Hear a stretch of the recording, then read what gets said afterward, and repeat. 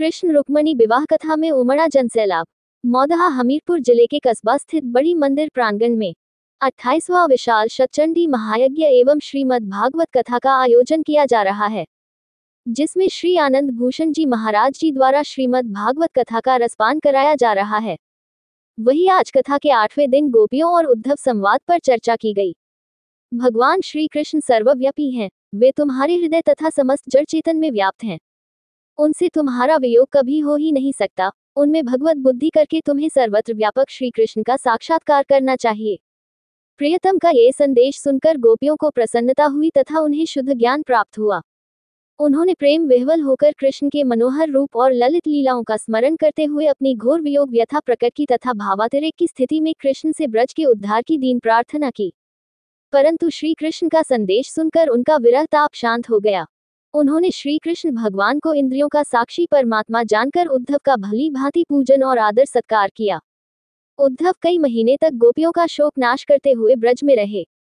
गोपियों ने कहा, उद्धव जी, हम जानती हैं कि संसार में किसी की आशा न रखना ही सबसे बड़ा सुख है, फिर भी हम श्री कृष्ण के लौटने की आशा छोड़ने में असमर्थ हैं।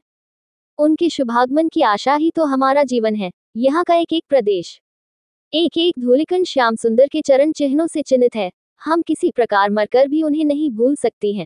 गोपियों के अलौकिक प्रेम को देखकर उद्धव के ज्ञान अहंकार का नाश हो गया। वे कहने लगे, मैं तो इन गोप कुमारियों की चरण रज की वंदना करता हूँ। इनके द्वारा गाई गई श्रीहरि कथा तीनों लोकों को पवित्र करती है। पृथ्वी पर जन्म लेना तो इन गोपांगनाओं का ही सार्थक है। मेरी तो कभी इच्छा है कि मैं इस ब्रज में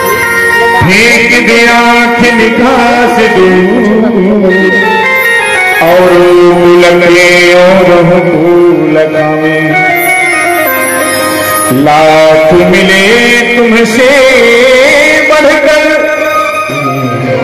तब लो हम प्रेम को ना निभाए।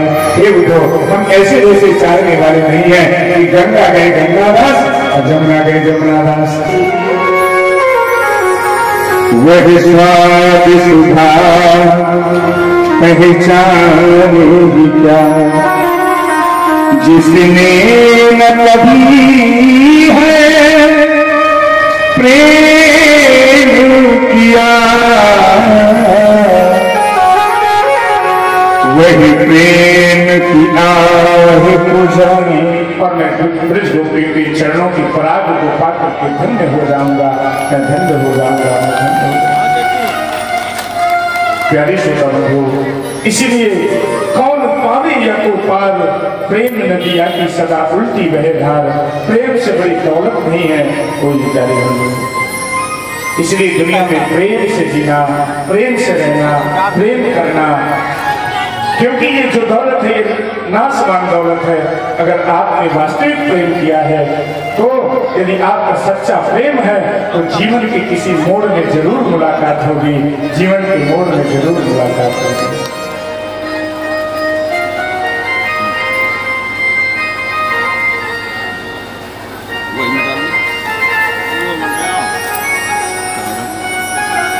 और ये सहयोग राशि आपके द्वारा दी हुई, आपकी जितनी श्रद्धा हो। आप लोग देखिए, अपने अपने सगे संबंधियों के यहाँ जाते हैं तो क्या बेटी के लिए कुछ व्यवहार नहीं देते हैं? अगर ये किसी गरीब ब्राह्मण की बेटी के लिए चला जाएगा, 100, 200, 400, 500 चले भी जाएंगे तो आपकी दौलत नहीं लुट जाएगी। मैं अभी कल यहाँ से जाऊंगा, परसों के दिन मैं उस बेटी की माँ के यहाँ जाऊंगा और ये जो आपके द्वारा सहयोग करके, एक बार इसके लिए जोरदार तालियां, जिनका विशेष सहयोग आया है। तो मैं कर तो तुम्हारा सर कलम कर दूंगा। तो ब्राह्मणों की रक्षा के लिए भगवान 18वीं बार पराजित हो गए और मथुरा छोड़ करके भगवान द्वारिका चले गए। और ये द्वारिकाधीश भगवान की मार्ग में ही महाराज मुचकुंद जी के द्वारा कालिका का उद्धार कराया है और विश्वकर्मा जी के द्वारा सुंदर स्वर्णमय द्वारिका का निर्माण हुआ है। विश्वकर्मा जी ने इतनी सुंदर द्वारिका का निर्माण किया है कि योग माया के द्वारा जिन मथुरा वासियों को कृष्ण ने द्वारिका बुलाया, वो शब्द देख करके द्वारिका को आश्चर्यचकित हो गए और कहने लगे द्वार कहाँ, द्वार कहाँ, द्वार कहाँ। इसलिए उस जगह का नाम पड़ गया द्वारिका। बोलिए द्वारिका धाम की। उसी द्वारिका में मेरे भाई बहन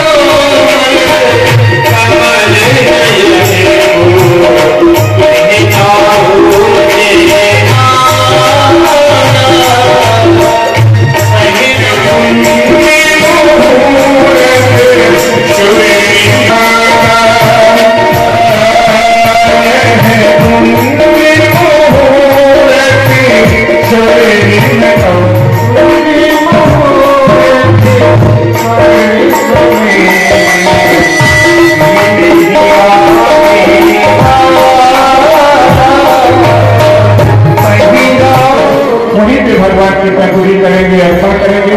सुंदर विवाह की शादी दर्शन होगी और सुंदर कन्यादान हुआ है। पैकू जी करिए, आरती ना करिए।